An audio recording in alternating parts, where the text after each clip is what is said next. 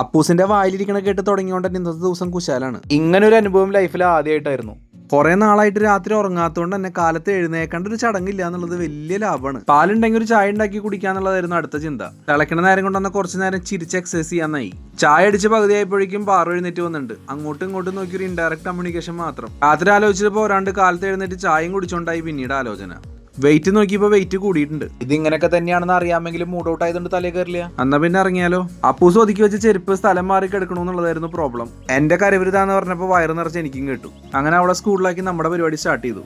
കാലത്ത് നമ്മുടെ സ്ഥിരം ഫുഡ് 2 ദോശ, പുഴുങ്ങിയ മുട്ട, കുറച്ച് സാമ്പാറും ചട്നിയും, പിന്നെ ഒരു ചായ. നമ്മുടെ ഉള്ളിൽ തോന്നുന്ന വിഷമം എന്താണെന്ന് നമുക്ക് തന്നെ മനസ്സിലാവാത്തത് അതിലും വലിയ വിഷമം എന്നുള്ള കാര്യം പിന്നീട് ഞാൻ റിയലൈസ് ചെയ്തു. ആ മാത്രമല്ല, ഈ വീഡിയോ കാണുന്ന പലരും ഇതുപോലെ ആർട്ടിഫിഷ്യൽ ആയിട്ട് ചിരിച്ച് നടക്കുന്ന ആൾക്കാരായിരിക്കും. നമ്മൾ ചിരിച്ചില്ലെങ്കിൽ നമ്മളെ പറ്റി 100 കാര്യങ്ങൾ ജഡ്ജ് ചെയ്യാനുണ്ടാവും ആൾക്കാർക്ക്. ഫുഡ് കുറവെടുക്കണോണ്ടാണ് ഇത്തരം ചിന്തകളൊക്കെ വിജൃംഭിച്ച് വരുന്നതെന്നുള്ളത് എനിക്ക് നല്ല ഡൗട്ട് ഉണ്ട്. ഒരു പ്രായം വരെ വെയിറ്റ് ചെയ്തിരിക്കുക എന്ന് പറയുന്നത് ഏറ്റവും വലിയ തലവേദനയായിരുന്നു. പക്ഷെ ഇപ്പൊ വെയിറ്റ് ചെയ്തിരിക്കുക എന്ന് പറയുന്നത് ഒരു വിഷയമേ അല്ല. എന്നാ പിന്നെ കുറച്ചു നേരം ജോസേട്ടന്റെ വിശേഷങ്ങളും വിഷമങ്ങളും ഒക്കെ കേൾക്കാനായി. വല്ലാണ്ട് ബോറടിച്ചപ്പോൾ കൊടകരയുള്ള ശശി ടീ ഷോപ്പിൽ നിന്ന് ഒരു ചായയും കുടിക്കാനായി. ഞാൻ കുടിക്കുന്ന ഓരോ ചായയുടെ ബ്രേക്കിലും ഞാൻ എന്നെ പറ്റി കൂടുതൽ ആലോചിക്കാറുണ്ട്. കൂടുതലും ചുറ്റുള്ള കാര്യങ്ങൾ ഒബ്സർവ് ചെയ്യുന്ന എന്നെ എവിടെയോ എനിക്ക് കളഞ്ഞു പോയിട്ടുള്ള കാര്യത്തിൽ യാതൊരു ഡൗട്ടും ഇല്ല.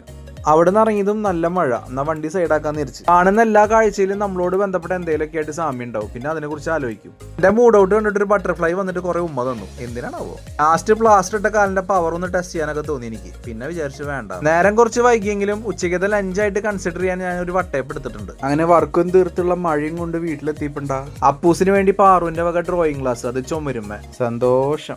വൈകിട്ട് ഒരു 30 മിനിറ്റ് ത്രെഡ്മിന്റെ മുകളിലായിരുന്നു. ഫുഡ് കുറച്ച് സ്വീറ്റ് പൊട്ടാറ്റയും കുറച്ച് ബീഫ് എടുത്തിട്ടുണ്ട്. അപ്പോൾ ഫോളോ അടിച്ചു വെച്ചോ. നമുക്ക് അടുത്ത വീഡിയോയിൽ കാണാം.